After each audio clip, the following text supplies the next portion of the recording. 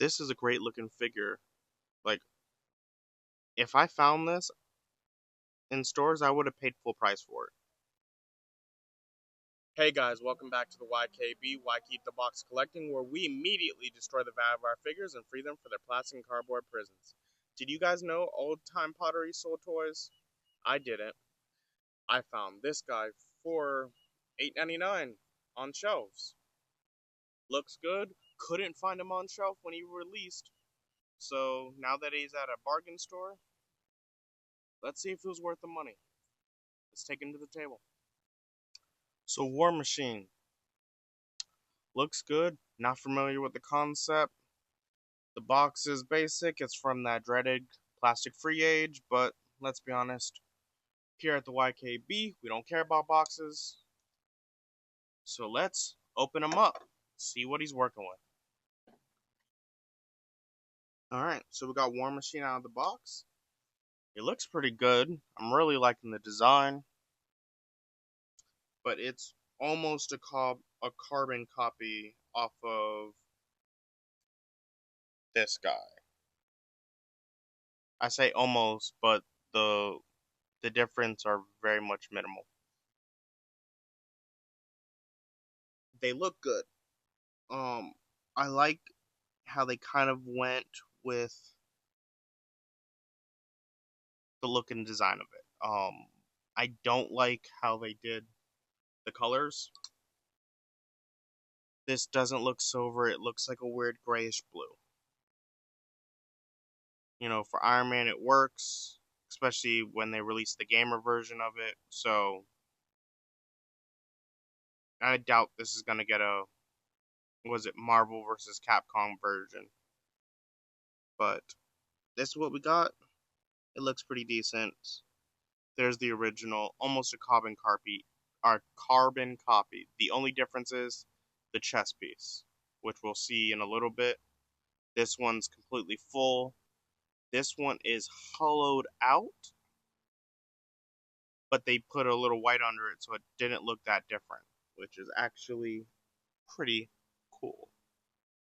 Most people don't want to give Hasbro any pluses nowadays, but that's one for them. Let's look at the accessories real quick. First off, we have blast effect. Second off, we have blast effect. Third and fourth off, blast effect, blast effect. Comes with so many blast effects. And he comes with extra pair of regular hands, blasting hands, and fist hands, which are actually painted, if you can see. They're actually painted. Blast effects look pretty cool. This one looks amazing. These two look good as well. Alright, going back looking at Rhodey and Tony. Let's get Tony off because he's basically done. We got Rhodey over here.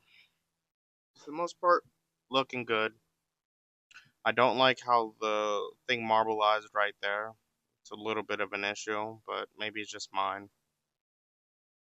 But the whole factor of this thing is, the whole point of this thing is the energy blast.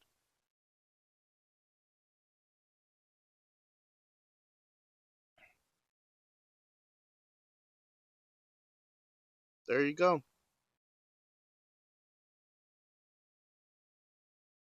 And it comes with a fist hand on, so that you can do that. Let's take this off. It's too much. There is his punch. Iron Man was not one of my mains whenever I played the game. I used Gambit.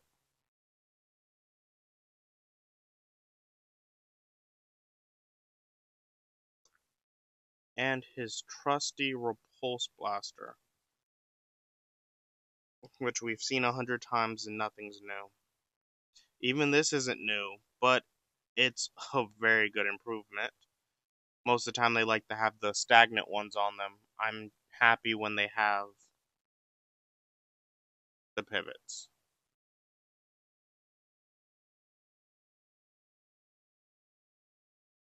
And I also like how they colored it in. You can clearly see that they actually put some effort into the paint, which is nice. But enough of the accessories. Let's do some articulation.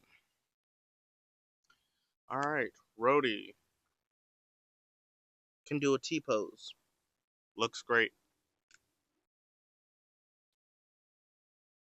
There is no butterfly joints. None at all. Which kind of sucks. Head, standard ball joint, but the neck does have a little bit of give. Keyword little, not much. Waist twist, it's an actual waist twist. They didn't spoil us with a ball joint, but they did, I don't know, semi do something with it. Because there's this thing here. Abdomen crunch. Crunch isn't that much. Not the greatest. But yeah, at least you can get a flying pose.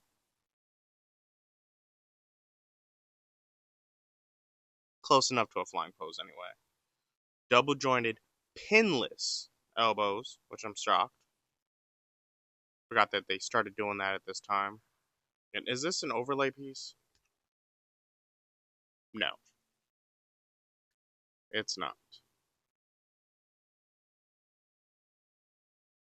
See? They painted. Double jointed. Can't kick his butt though. A hidden boot swivel. I don't know if you can see that on camera, but it goes at an angle.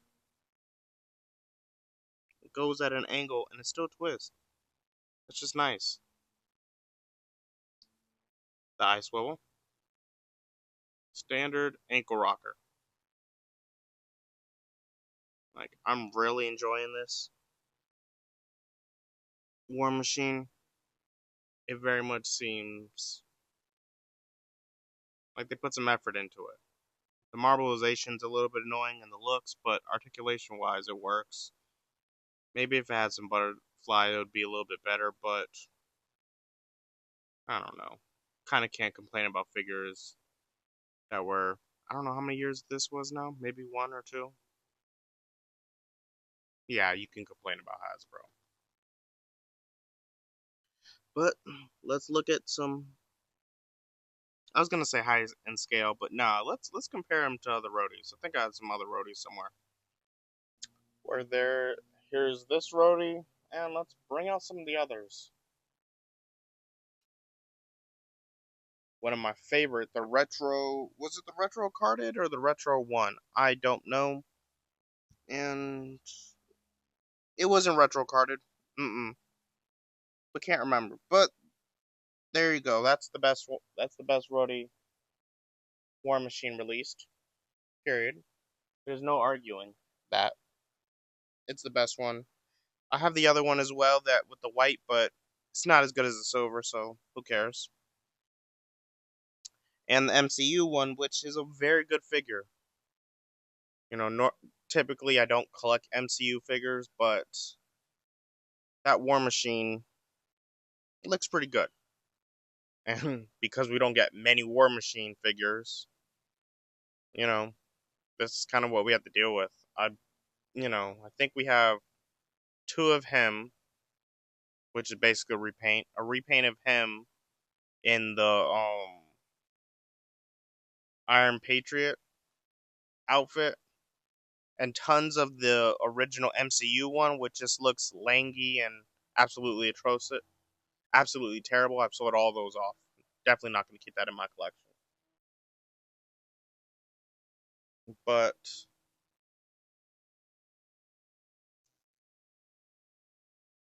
WarMachine looks good. You take an Iron Man, you stick him in silver and black, and there just ain't no complaining.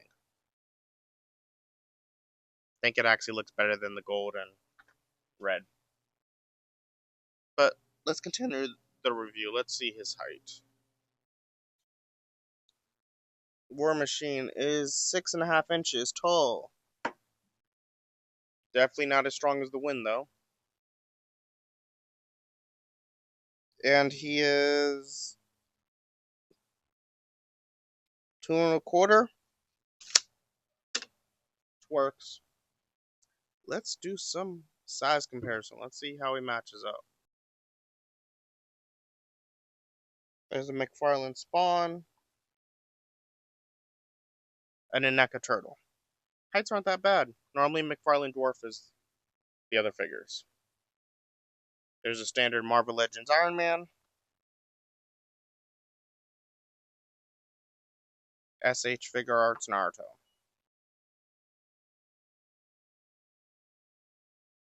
Looks pretty good. Works in scale with them. There's a Stalker body and a Doc head from G.I. Joe Classified series. And a Star Wars Black Series Tarkin. Looks pretty good. Why does Rhodey look like he would work for the Empire?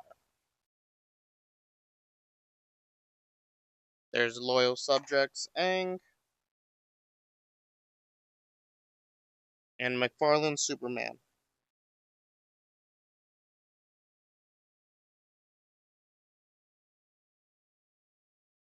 Now, this Rhodey looks amazing. Like, maybe if this a little bit more silver instead of blue, but then again, it is based off the game.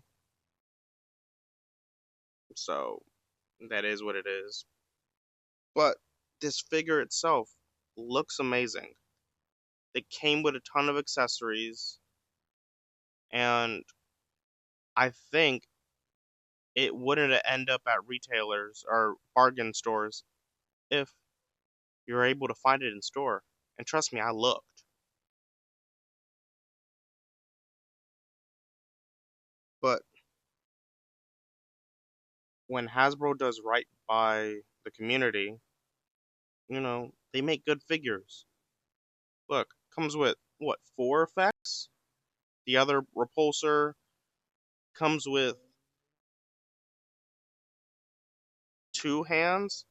Really, all you need for Iron Man is fist hands and blaster hands that move. Like this, the one that has hinges. The articulation is standard, and it comes with more than you're expecting. Probably the only thing that would make this better is maybe a Rhodey head, but they didn't have that in the game, so it really doesn't matter. Like, I'm happy. This, made my day. It looks good. It comes with more than I'm expecting. And it's going to look great on the shelf. Looks like the Statue of Liberty kind of right here. I kind of have it posed up, but that's besides the point. For more reviews like this, come to the YKB. Like, share, subscribe, and I'm out. If you find this at Old Time Pottery, buy it. It's a great figure.